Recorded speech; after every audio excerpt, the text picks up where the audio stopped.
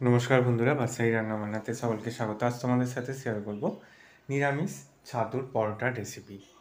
একদম খেতেও হবে দুর্দান্ত এই নিরামিষ ছাতুর পরোটা। আমি প্রথমে ময়দাটাকে মেখে নিচ্ছি। ময়দার মধ্যে আমি 1 চিমটে লবণ আর ময়ানের জন্য দিয়ে দিচ্ছি সাদা তেল। ময়দার সাথে তেলটাকে ভালো করে মিশিয়ে নেওয়ার পর অল্প অল্প জল দিয়ে ময়দাটাকে মেখে নিতে হবে। যেভাবে লুচি পরোটার জন্য ময়দা মাখা হয় সেভাবেই মেখে নিয়েছি। এরপর একটু ভালো করে তেল মাখিয়ে নিয়ে এটাকে রেস্টে রেখে দেব। এবার ছাতুর পুরটা রেডি করে নেব। এই পুরটা তৈরি করার জন্য কোনো গ্যাস জ্বালানোর প্রয়োজন নেই। এবার একে একে গুঁড়ো মশলাগুলো এর মধ্যে দিয়ে দিয়েছি।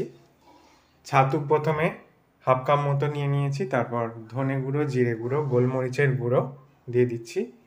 দিয়ে দিলাম গরম মশলা, হলুদ গুঁড়ো, তোমরা ঝাল চাইলে ঝালও দিতে পারো,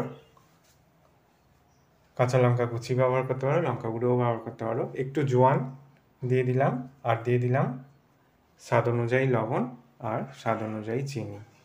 এরপর অল্প অল্প জল দিয়ে এটাকে মেখে নিতে হবে। তবে একদম অতিরিক্ত জল দিয়ে ডোয়ের মতো নয়, এইভাবে ঝুড়ো ঝুড়ো করে এটাকে মেখে নিতে হবে। পুরটা মাখা কমপ্লিট হয়ে গেছে। এদিকে আমি ময়দার ডোটা থেকে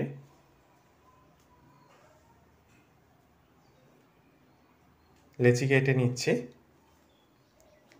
লেচি কেটে নিয়ে একটা লেচিকে নিয়ে বাটির মতো শেপ দিয়ে যে ছাতুর পুরটা রেডি করে রেখেছিলাম সেটা এর মধ্যে ভালো করে দিয়ে ভালো করে মুড়ে নিতে হবে, যাতে করে বেলার সময় পুরটা বেরিয়ে না আসে।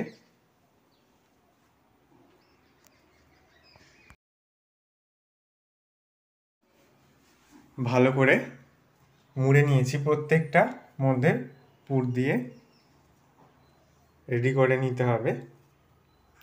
এখানে আমি একটা লেচিকে বেলার জন্য নিয়ে নিয়েছি। হালকা হাতে এটাকে বেলে নিচ্ছি, খুব বেশি পাতলা করার প্রয়োজন নেই।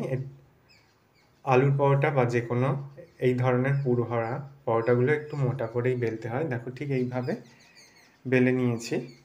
আগে থেকেই তাওয়াটাকে গরম করতে বসিয়ে দিয়েছিলাম। পরোটার দুপিঠ ভালো করে সেঁকে নিয়ে তারপর তেল দিয়ে দেখো ভেজে নিচ্ছি।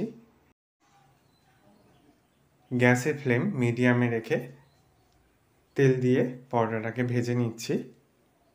প্রত্যেকটা পরোটা সুন্দরভাবে ভাজার সময় ফুলে উঠবে, দেখবে। একবার এইভাবে ছাতুর নিরামিষ পরোটা তৈরি করে দেখতে পারো, ভীষণই ভালো লাগবে। যে একবার খাবে সে বারবার খেতে চাইবে এই পরোটা, এইভাবে যদি বানানো হয়। দেখো প্রত্যেকটা পরোটা সুন্দরভাবে ফুলে উঠছে। একটু বেশি সময় নিয়ে পরোটাটাকে ভালো করে ভেজে নিলাম। পরোটার দুপিটি পরোটা ভাজা হয়ে গেছে। একইভাবে প্রত্যেকটা পরোটাকে আমি ভেজে নিয়েছি। এরপর দেখিয়ে দিচ্ছি কত সুন্দর নরম হয়েছে প্রত্যেকটা পরোটা। আশা করি রেসিপিটা তোমাদেরও ভালো লাগবে। ভালো লাগলে বন্ধুদের মধ্যে অনেক শেয়ার করো, লাইক কমেন্ট করতে ভুলো না। সকলে সাবধানে সুস্থ থেকো। ধন্যবাদ।